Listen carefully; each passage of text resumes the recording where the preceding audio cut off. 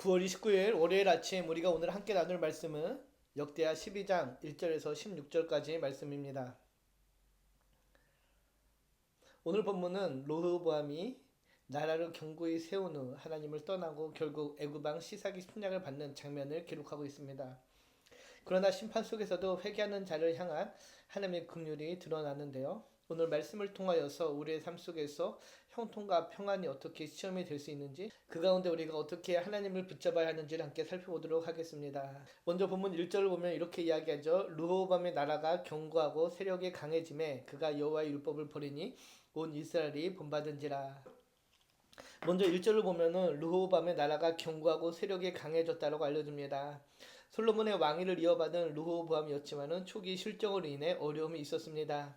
대표적인 어려움이 무엇이었나요? 바로 나라의 분열인데요. 이스라엘 12지파 중 10지파가 독립해서 북이스라엘이라는 나라를 세우게 됩니다. 말이 10지파지 대부분의 이스라엘이 떨어져 나가는 그런 타격을 입었는데요. 그러나 시간이 지나면서 남유다는 안정되고 국력이 회복되었습니다. 그런데 바로 그때 오늘 본문 1절을 보면은 르호보암이 율법을 버리고 온 이스라엘이 이를 따랐다라고 증거를 하는데요. 형통의 결과, 안정의 결과가 하나님을 버리는 것이었습니다. 여기서 버렸다라는 것은 의도적인 단절을 의미하는데요. 율법을 버렸다라는 것은 곧 하나님을 버린 것이었죠. 이런 르호보암의 선택은 온 이스라엘에 영향을 미쳐 온 이스라엘이 하나님의 말씀을 버리고 하나님을 버리는 결과를 초래하게 됩니다. 교만이었습니다. 하나님 없이도 부강한 나라를 이룰 수 있다라는 착각이었는데요. 형통이 올 때 영적으로 무너지는 경우가 많이 있습니다. 고난 중에는 하나님을 찾다가도 형통하면은 교만해지고 하나님을 잊는 것이 우리의 본성이죠. 우리의 삶에서도 시험은 주로 형통의 순간에 찾아옴을 기억해야 됩니다. 돈이 모이고 자리가 올라가고 인정받을 때 하나님을 의지하기보다 나를 의지하고자 하는 그런 마음이 싹 들죠. 그때 바로 시험이 찾아옵니다. 오늘 보면 2절에서 4절을 보면 그런 형통의 가운데 하나님의 시험이 있죠. 바로 하나님의 경고의 말씀이 주어집니다. 그들이 여호와께 범죄하였으므로 르호보암 왕 제5년에 애굽 왕 시삭이 예루살렘을 치러 올라오니 그에게 병거가 1200대여 마병이 6만 병이며 애굽에서 그와 함께 온 백성 곧 리비아와 숫과 구스 사람이 헤아릴 수 없이 많더라. 시삭이 유다의 견고한 성읍들을 빼앗고 예루살렘에 이르니 르호보암이 하나님을 버리자 하나님은 곧바로 애굽 왕 시상을 보내십니다. 시상은 수많은 병거를 거리고 예루살렘을 침공하게 되는데요. 인간적으로는 도저히 감당할 수 없는 그런 위협이었습니다. 하나님께서 이렇게 하신 이유가 무엇인가요? 단순히 이스라엘을 망하게 하라는 것이 아니라 영적으로 각성시키기 위해서입니다. 하나님은 사랑하시기 때문에 징계하십니다. 히브리서 12장을 보면은 우리가 너무도 잘 알고 있죠. 주께서 그 사랑하시는 자를 징계하시고 그가 받아들이시는 아들마다 채찍질 하심이라 하였으니 너희가 참으면 징계를 받기 위함이라. 하나님이 아들과 같이 너희를 대우하시나니 어찌 아버지가 징계하지 않는 아들이 있으리요. 즉 징계는 하나님의 버리심이 아니라 하나님의 자녀라는 증거입니다. 만일 징계가 없다면 그건 하나님께 속한 자녀가 아님을 의미한다는 말씀이죠. 이처럼 하나님의 징계가 임하자 5절을 보면은 유다 방백들이 시삭의 일로 예루살렘에 모이게 됩니다. 그리고 그들을 향해 선지자 스마야의 말씀이 전해집니다.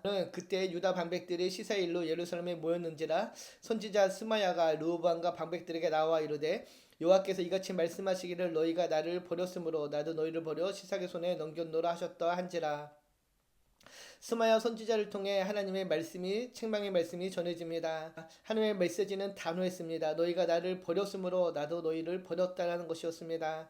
사랑하는 청년 여러분, 하나님은 공의의 하나님이십니다. 그러나 여기에는 단순한 버림이 아니라 징계를 통하는 회복의 기회가 포함되어 있습니다. 왜냐하면 하나님의 징계의 목적은 멸망이 아니라 돌아오게 하시는 데 있기 때문입니다. 오늘날 우리에게도 하나님의 말씀은 다양한 통로로 전해지고 들려집니다. 문제는 우리가 그 말씀을 들을 때 우리의 반응입니다. 우리가 겸손히 말씀을 받아들일 것인지 아니면 귀를 닫을 것인지. 12장 6절을 보면은 르호보의 반응입니다. 이에 이스라엘 방백들과 왕이 스스로 겸비하여 이르되 여호와는 의로우시다 하며. 놀라운 전환이죠. 르호보암과 방백들이 스스로 겸비하 하나님 앞에 무릎을 꿇게 됩니다. 그리고 그들의 고백의 말은 단순하지만 중요한 고백이었습니다. 여호와는 의로우시다. 이는 징계의 상황 속에서 하나님의 공의를 인정한 것입니다. 보통 사람들은 고난이 닥치면 하나님을 원망하고 불평합니다. 그러나 참된 회개는 하나님을 원망하는 것이 아니라 오히려 그 상황 속에서 하나님의 의로우심을 고백하는 데서 시작됩니다. 이에 대해 하나님의 반응이 7절과 8절에 기록되는데요.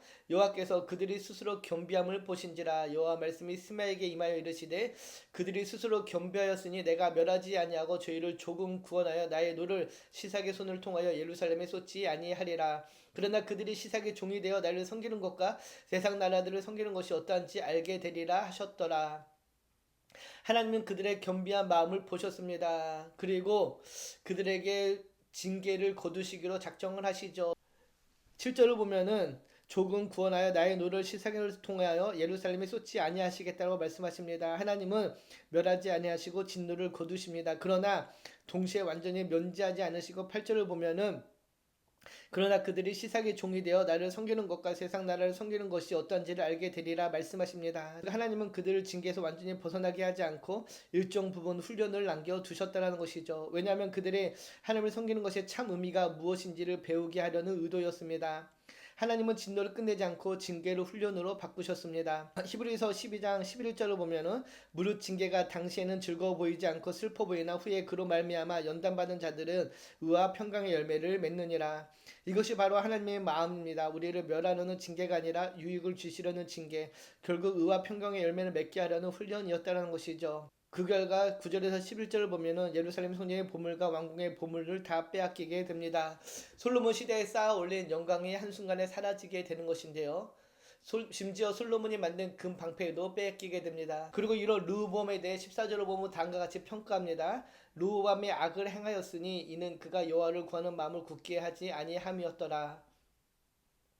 결국 문제는 마음의 방향이었습니다. 그는 위기 때 잠시 회개했지만은 삶의 방향이 지속적으로 하나님께 향하지 않았습니다. 그래서 그의 평가는 악을 행했다는 말로 끝맺게 되는데요.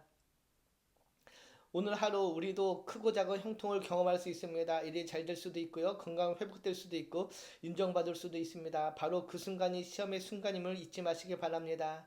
우리의 마음이 교만해지지 않도록 날마다 하나님을 찾는 자가 되기를 소망합니다. 그리고 혹시 지금 징계 같은 어려운 가운데 있는 분이 있습니까? 하나님 우리를 버리시는 것이 아니라 오히려 더 깊이 부르시는 하나님의 부르심임을 기억하시고 겸손함으로 하나님 앞에 나아가 하나님의 은혜를 구하시기 바랍니다. 오늘도 말씀을 붙잡고 하나님과 동행하는 복된 삶을 살기를 주님의 이름으로 축복합니다. 오늘 말씀을 묵상하며 두 가지를 생각해 봅시다. 르호보암은 나라가 안정되고 형통해지자 하나님을 떠났습니다. 나의 삶 속의 형통과 평안의 순간에 나는 하나님을 더 붙잡고 있는지 아니면은 아니란가 나의 의지에 머물고 있는지 돌아봅시다.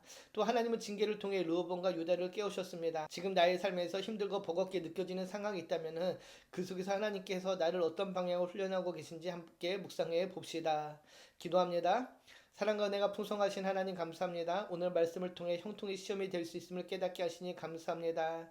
우리의 삶의 자리에서 작은 형통에 교만하지 않게 우리를 붙잡아 주시고 늘 겸손히 엎드려 하나님의 의로우심을 인정하며 하나님의 말씀과 동행하는 복을 누리게 하여 주시옵소서. 오늘 하루의 삶 속에서 형통의 시험을 이기고 하나님께 영광을 돌리는 주의 청년들이 되기를 소망하며 우리를 구원하신 예수님의 이름으로 감사하며 기도드립니다. 아멘.